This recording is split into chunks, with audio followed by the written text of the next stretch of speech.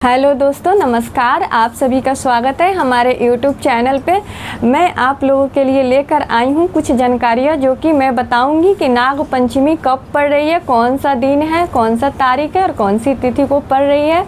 और उससे जुड़े मैं कुछ कथा भी सुनाऊँगी जो हम हिंदू धर्म के लिए बहुत ही अत्यंत शुभकारी है। तो कथा सुनाने से पहले और कुछ जानकारियाँ बताने से पहले मैं ये कहना चाहती हूँ कि आप मेरे चैनल को सब्सक्राइब नहीं किए हैं तो प्लीज़ चैनल सब्सक्राइब कर लीजिए और मेरी वीडियो अंत तक देखिए। मेरी वीडियो पसंद आए तो लाइक कीजिए और अपने दोस्तों के पास, प्रियजनों के पास शेयर अवश्य कीजिएगा। तो आइए मैं बताना प्रारंभ करती हूँ कि नाग पंचमी किस तारीख को पड़ रही है। नाग पंचमी 17 अगस्त सोमवार को श्रावण मास शुक्ल पक्ष तिथि पंचमी को पड़ रही है। नाग पंचमी का प्रारंभ तो 16 अगस्त शाम से मतलब 4:52 से ही हो जाएगा। 17 अगस्त को सुबह लगभग 5 बजे तक रहेगी, 5 बजे शाम तक। पूजा का शुभ मुहूर्त है 5, साढ़े 5 से लेकर 8 बजे तक, जो कि भगवान को लड्डू प्रसाद चढ़ाया जाता है, नाग देवता को दूध चढ़ाया जाता है नाग पंचमी के दिन। तो आइए अब मैं उससे जुड़ी कुछ कथाएं सुनाती हूँ। तो आइए अब फिर से बोलिए, ओम श्री गणेशाय नमः, ओम नमः शिवाय, नाग देवताभ्य नमः। भक्तों, श्रावण मास भगवान शिव का प्रिय महीना है और इसी पवित्र मास की शुक्ल पक्ष पंचमी को मनाई जाती है नाग पंचमी। लेकिन क्या आपने कभी सोचा है कि आखिर नागों को पूजा क्यों होती है? इसका उत्तर हमें महाभारत की अत्यंत अद्भुत कथाओं में मिलता है। महाभारत का युद्ध समाप्त हो चुका था। धर्मराज युधिष्ठिर के बाद राजा बने अर्जुन के वीर पुत्र अभिमन्यु के पुत्र राजा परीक्षित न्याय प्रिय, धर्मात्मा और अपनी प्रजा से अत्यंत प्रेम करने वाले राजा थे, जो कि पूरा राज्य सुखी था। लेकिन एक दिन एक छोटी सी भूल इतिहास बदलने वाली थी। एक दिन राजा परीक्षित शिकार के लिए वन गए, घंटों तक भटकते रहे। उन्होंने न भोजन मिला न पानी। वे अत्यंत प्यासे और थके हुए थे। तब उन्हें एक आश्रम दिखाई दिया। वहाँ महान ऋषि शमीक गहन ध्यान में बैठे थे। राजा ने विनम्र होकर जल मांगा, लेकिन ऋषि ध्यान से इतने लीन थे कि उन्हें राजा की आवाज़ सुनाई नहीं दी। राजा परीक्षित को लगा ऋषि उनका अपमान कर रहे हैं। क्रोध में आकर उन्होंने पास खड़ा एक मरा हुआ सांप उठाया और उस ऋषि शमीक के गले में डाल दिया। फिर वहाँ से चले गए। ऋषि के पुत्र श्रृंगी आश्रम लौटे। उन्होंने अपने पिता के गले में मरा हुआ सांप देखा, वो क्रोध से कांप उठे। श्रृंगी ऋषि ने जल हाथ में लेकर कहा, जिस राजा ने मेरे तपस्वी पिता का अपमान किया उसे आज से 7वें दिन तक्षक नाग डसेंगे और उसकी मृत्यु निश्चित होगी। यह श्राप अग्नि की तरह फैल गया। जब ऋषि शमीक को इसका पता चला तो वे दुखी होकर बोले, पुत्र, क्रोध में दिया गया श्राप उचित नहीं था। राजा से भूल हुई है, लेकिन अब यह श्राप वापस नहीं लिया जा सकता है। जब राजा परीक्षित को श्राप का समाचार मिला तो उन्होंने महल के चारों ओर कड़ी सुरक्षा कर दी। विद्वान ब्राह्मण, वैद्य और सैनिक हर समय पहरा देने लगे। लेकिन समय आने पर तक्षक नाग ने एक ब्राह्मण का रूप धारण किया, फिर एक फल के भीतर सूक्ष्म कीट का रूप लेकर महल में प्रवेश कर गया। जैसे ही राजा ने वह फल उठाया, तक्षक अपने वास्तविक रूप में प्रकट हुआ। उसका विशाल फन, आग जैसी चमकती आंखें और एक ही क्षण में उसने राजा परीक्षित को डस लिया। कुछ ही पल में राजा ने अपने प्राण त्याग दिए। पूरा हस्तिनापुर शोक में डूब गया। राजा परीक्षित के पुत्र राजा जनमेजय जब अपने पिता की मृत्यु का समाचार सुनते हैं तो उनका हृदय प्रतिशोध की अग्नि से भर उठता है। वह सिंहासन से उठकर गर्जना करते हैं, जब तक इस पृथ्वी से हर एक नाग समाप्त नहीं हो जाता तब तक मेरा क्रोध शांत नहीं होगा। उन्होंने तुरंत आदेश दिया कि ऐसा महायज्ञ तैयार करो जिसमें संसार का प्रत्येक नाग अग्नि खींचकर स्वयं आ जाए। यहीं से प्रारंभ हुआ इतिहास का सबसे भयानक यज्ञ। तो हमने देखा कि पिछले भाग में कि कैसे राजा यज्ञ प्रारंभ करवाते हैं। तो आइए फिर आगे की जानकारियाँ मैं बताती हूँ।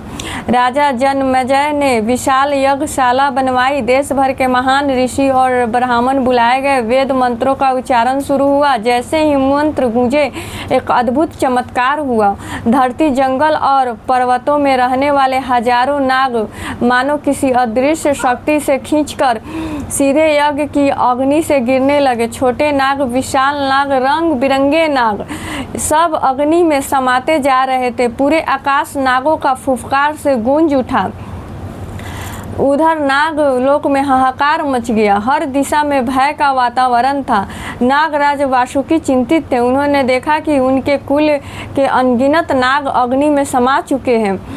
उन्होंने कहा, यदि यह यज्ञ नहीं रुका तो उनका नाग वंश समाप्त हो जाएगा। सभी नाग देवताओं से प्रार्थना करने लगे। बहुत समय पहले ऋषि जरत्कारु का विवाह नागराज वासुकी की बहन जरत्कारु से हुआ था। समय आने पर उन्होंने यह एक तेजस्वी पुत्र का जन्म हुआ। उस बालक का नाम रखा आस्तिक। बचपन से ही आस्तिक अत्यंत बुद्धिमान था, धर्मपरायण और वेदों के महान ज्ञाता थे। ऋषियों ने कहा, यह बालक एक दिन पूरी नाग जाति का रक्षा करेगा। एक दिन नागराज वासुकी ने आस्तिक को बुलाया। उनकी आंखों में चिंता थी। उन्होंने कहा, वस्तु समय आ गया है। राजा जन्मेजय का सर्प यज्ञ हमारे पूरे वंश का अंत कर देगा। केवल तुम ही इस विनाश को रोक सकते हो। आस्तिक मुनि ने शांत स्वर में उत्तर दिया, मामा श्री, जहाँ धर्म होगा वहीं विजय होगी। मैं पूरी शक्ति से इस अन्याय को रोकने का प्रयास करूँगा। उधर नागराज तक्षक अपनी रक्षा के लिए देवराज इंद्र की शरण में पहुंच गए। इंद्र ने उन्हें अपने सिंहासन के पास स्थान दिया, लेकिन यज्ञ के मंत्र इतने प्रभावशाली थे कि अब तक्षक के साथ साथ इंद्र का सिंहासन भी यज्ञ की अग्नि की ओर खींचने लगा। देवताओं में हड़कंप मच गया। इंद्र ने आश्चर्य से कहा, इतने शक्तिशाली मंत्र, यदि यह यज्ञ नहीं रुका तो संतुलन बिगड़ जाएगा। आस्तिक मुनि ने स्नान किया, भगवान विष्णु और भगवान शिव का ध्यान किया, अपने गुरु का आशीर्वाद लिया और अकेले ही उस विशाल यज्ञ की ओर चल पड़े। उनके चेहरे पर तेज था, हृदय में करुणा थी और मन में केवल एक संकल्प था, आज किसी भी कीमत पर निर्दोष नागों की रक्षा करनी है। जैसे ही आस्तिक यज्ञशाला के द्वार पर पहुँचे, अंदर से मंत्रों की आवाज़ और भी तेज हो गई।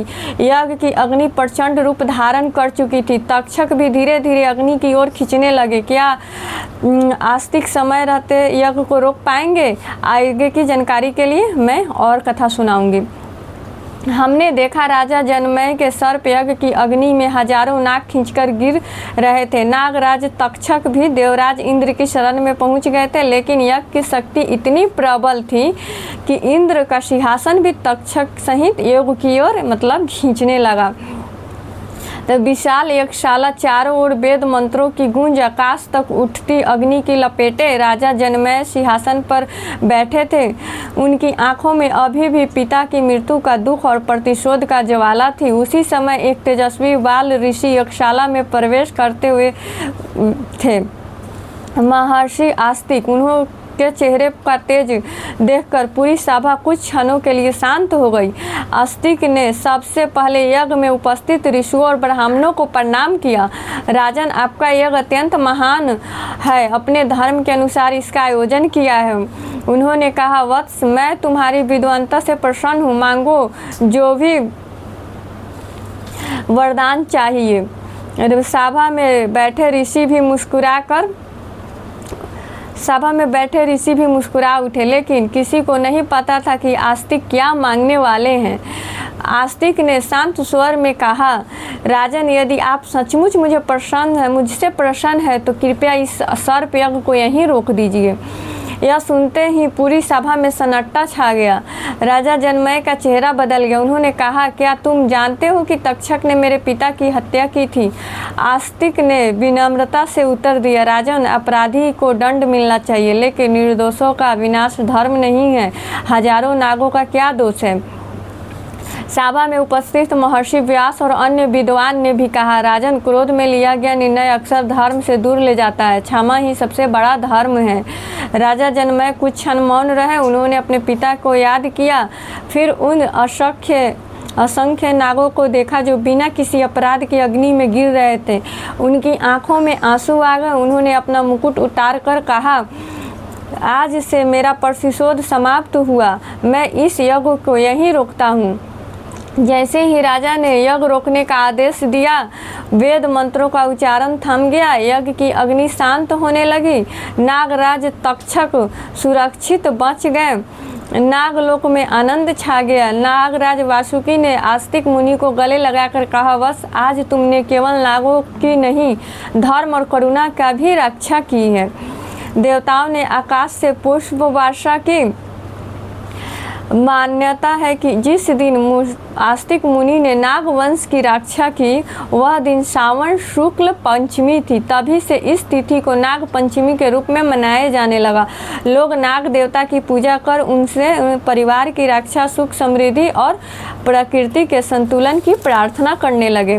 भक्तों, क्या आपने कभी सोचा कि भगवान शिव अपने गले में नाग क्यों धारण करते हैं? क्योंकि महादेव हमें सिखाते हैं, जिससे संसार डरता है उसे भी प्रेम और करुणा को से अपनाया जा सकता है। नाग केवल शक्ति का प्रतीक नहीं, बल्कि धैर्य और जागरूकता, प्राकृतिक और संतुलन के भी प्रतीक माने जाते हैं। नाग पंचमी हमें केवल पूजा करना नहीं सिखाती, यह भी सिखाती है कि क्रोध भी निरंतर रखा और निर्दोष का प्रति दया किया जाता है। तो यही थी नाग पंचमी की कहानी। तो आइए प्रेम से बोलिए नाग देवता की जय। हर हर महादेव।